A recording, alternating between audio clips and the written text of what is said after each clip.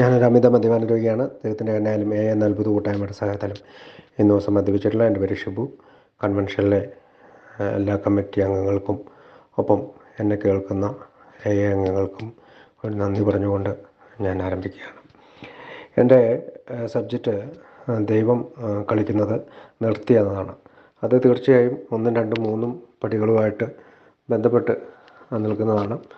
അപ്പോൾ ഞാൻ നേരെ എൻ്റെ സബ്ജക്റ്റിലേക്ക് പോവുകയാണ്. ഞങ്ങൾക്കുള്ളത് നിങ്ങൾക്കും വേണമെന്ന് നിങ്ങൾ തീരുമാനിച്ചിട്ടുണ്ടെങ്കിൽ അത് ലഭിക്കുന്നതിന് വേണ്ടി എത്ര ദൂരം പോകാനും നിങ്ങൾ ആഗ്രഹമുള്ളവരാണെങ്കിൽ എങ്കിൽ നിങ്ങൾ ചില നടപടികൾ എടുക്കുവാൻ തയ്യാറുള്ളവരാണ്. ഞങ്ങൾക്കുള്ളത് നിങ്ങൾക്കും വേണമെന്ന് ഷിബു ആഗ്രഹിക്കുന്നുണ്ടെങ്കിൽ അത് ലഭിക്കുന്നതിന് വേണ്ടി എത്ര ദൂരം പോകാനും ഷിബു ആഗ്രഹമുള്ളവനാണെങ്കിൽ എങ്കിൽ ഷിബു ചില നടപടികൾ എടുക്കാൻ തയ്യാറുള്ളവനാകണം. ഇതാണ് എൻ്റെ സ്പോൺസർ. എൻ്റെ ബിഗ് ബുക്കിൽ ഈ ഞങ്ങൾ എന്ന സ്ഥാനത്ത് ഷിബു എന്ന് എഴുതി. അപ്പോൾ ഒന്നാമത്തെ പടിയിലേക്ക് നമുക്ക് കിടക്കാം. ഒന്നാമത്തെ പടി, മദ്യത്തിന് മുന്നിൽ ശക്തിഹീനനെന്ന് ഞങ്ങൾ സമ്മതിച്ചു. ഞങ്ങളുടെ ജീവിതം അനിയന്ത്രിതമായി പോയി. അപ്പോൾ മദ്യത്തിന് മുന്നിൽ ശക്തിഹീനനെന്ന് ഷിബു സമ്മതിച്ചു. ഷിബുവിൻ്റെ ജീവിതം അനിയന്ത്രിതമായി പോയി. അപ്പോൾ മദ്യത്തിന് മുന്നിലെ ശക്തിഹീനത തെളിയിക്കാനായിട്ട് എൻ്റെ കുറേ ഉദാഹരണങ്ങൾ പറയാനുണ്ടാവും. പക്ഷെ അതെല്ലാം ഇന്നിപ്പോൾ ഇവിടെ ഒരുമിച്ച് പറയാൻ പറ്റാത്തതുകൊണ്ട് 1, 2 ഉദാഹരണങ്ങൾ പറയണം. ഒന്ന്, എൻ്റെ ഫാദർ ഒരു മദ്യപാനി ആയതുകൊണ്ട് ഒരിക്കലും കുടിക്കരുതെന്ന് ആഗ്രഹിച്ചിരുന്ന ആളാണ്. പക്ഷേ ഞാൻ കുടിക്കുകയും വളരെ പെട്ടെന്ന് തന്നെ ഞാൻ വല്ലാതെ കുടിക്കുന്ന ഒരവസ്ഥയിലേക്ക് ചേർന്നെന്നുള്ളതാണ്.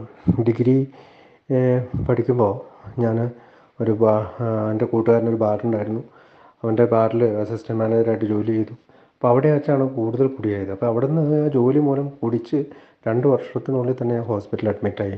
എൻ്റെ ചെസ്റ്റിൽ നിന്ന് വെള്ളം കുത്തിയെടുത്ത് ഡോക്ടർ എന്നെ മുമ്പിൽ വെച്ചപ്പോഴും ഞാൻ 22 23 വയസ്സുള്ള ചെറുപ്പക്കാരനായി ഞാൻ വളരെ ഭയപ്പെട്ടു. ജീവിതത്തിൽ ഒന്നും നേടാൻ കഴിയാത്ത രീതിയിൽ ഞാൻ എത്തിപ്പെട്ടോ എന്ന് ഭയപ്പെട്ടു.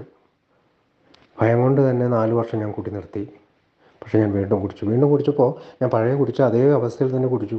ഞാൻ പിന്നീടുണ്ടായ എൻ്റെ കുടി വളരെ രൂക്ഷമായിരുന്നു. എപ്പോൾ രാത്രി കാലങ്ങളിൽ ലേറ്റായിട്ട് വീട്ടിൽ വരിക, ഞാൻ ചിലപ്പോൾ ബോധം കെട്ടുപോവുക.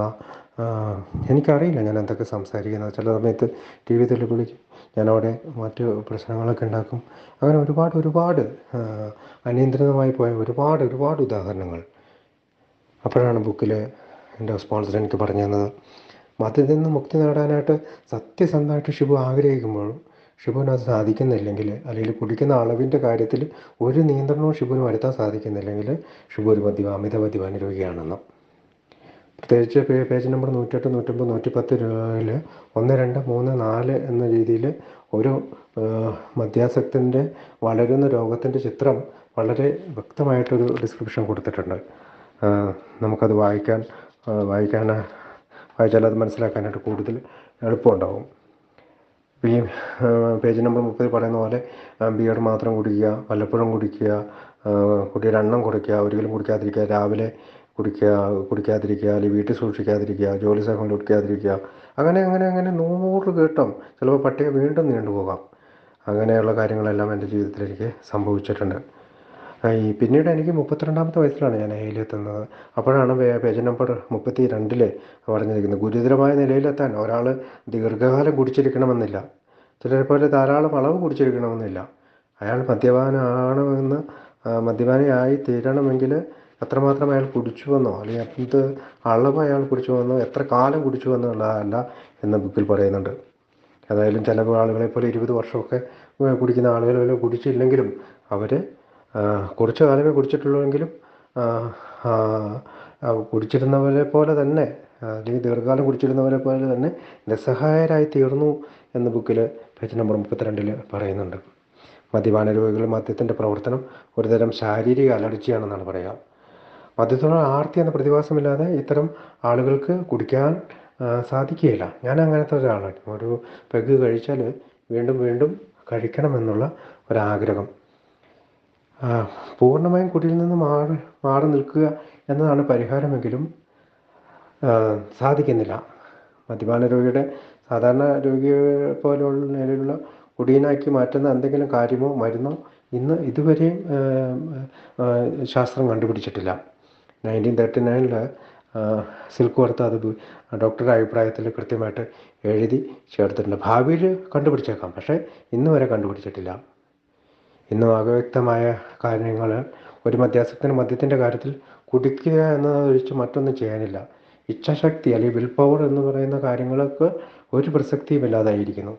ഒരു മദ്യപാനത്തിൻ്റെ പ്രധാന പ്രശ്നം ശാരീരികം എന്നതിനേക്കാൾ ഉപരി മാനസികമാണ്. എനിക്കറിയാം ഈ തവണ കൂടി എനിക്ക് പ്രശ്നമുണ്ടാവില്ല, അല്ലെങ്കിൽ ഈ തവണ കൂടി കുടിച്ചാൽ എനിക്ക് പ്രശ്നം ഉണ്ടാവില്ല എന്നൊക്കെ വിചാരിച്ച് കുടിക്കുക.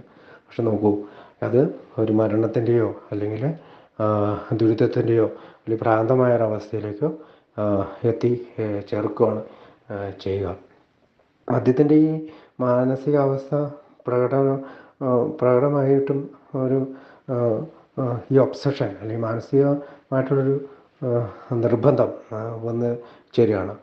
ഏതായാലും വ്യക്തിബന്ധങ്ങളിൽ കുഴപ്പമുണ്ടായി, വൈകാരികമായിട്ടുള്ള അവസ്ഥകളിൽ കുഴപ്പമുണ്ടായി, ജീവിതത്തിൽ വ്യർത്ഥതാബോധമുണ്ടായി, ജീവിക്കാനായിട്ട് നല്ല മാർഗം ഉണ്ടാക്കിയെടുക്കാൻ കഴിഞ്ഞില്ല, ഒരുപാട് ഭയപ്പാടുള്ളവനായിരുന്നു, അസന്തുഷ്ടനായിരുന്നു. ഏതായാലും കുറച്ച് വകകൾ അകത്തായി കഴിയുമ്പോൾ സ്വൈരവും പഴയ സുഖവും കിട്ടാതെ വരുമ്പോൾ അസ്വസ്ഥനും ചുണ്ടിക്കാരനും അസംതൃപ്തരുമായി തീരുന്നു എന്ന് ബുക്ക് പറയുന്നുണ്ട്. RID, restless, irritable and discontent. പഴയ പോലെ എനിക്ക് സുഖമായി കുടിക്കാൻ സാധിക്കുന്നില്ല, പഴയ പോലെ ആ സുഖം എനിക്ക് തിരിച്ചു കിട്ടുന്നില്ല. എന്നെങ്കിലും സാധാരണ മറ്റും കുടിക്കാൻ സാധിക്കുമെന്ന് വിചാരിച്ച് മദ്യപാനത്തെ പിന്തുടർന്ന് ഭ്രാന്തിൻ്റെയോ മരണത്തിൻ്റെയോ വക്കോളം എത്തിച്ചേർന്നു. ഞങ്ങളുടെ മനസ്സിൻ്റെ അഗാധയിൽ പൂർണ്ണമായും സംബന്ധിക്കുന്നതായിരുന്നു ഞാനൊരു അമിത മദ്യപാന രോഗിയാണെന്ന്. ഇതാണ് നമ്മുടെ ആദ്യത്തെ ചുവടുവെപ്പ് എന്നാണ് മലയാളത്തിൽ എഴുതിയിരിക്കുന്നത്. ഇംഗ്ലീഷിലത് സ്റ്റെപ്പ് 1 ആണ്. ഇതിന് ആവശ്യമായ ഏകദേശം ഇത്തരം കാര്യങ്ങളിൽ നിന്ന് മുക്തിയാണ്, ഈ മദ്യപാനാസക്തിയിൽ നിന്ന് മുക്തി നേടണമെങ്കിൽ ഏകദേശം ചില തത്വങ്ങൾ പാലിക്കുക എന്നുള്ളതാണ്. നമ്മൾ ബുക്കിൽ പറയുന്നത് റൂൾസ് എന്നാണ്. ഇവിടെയാണ് നമ്മൾ 2ാം പടിയുടെ വാതിൽ തുറക്കുന്നത്.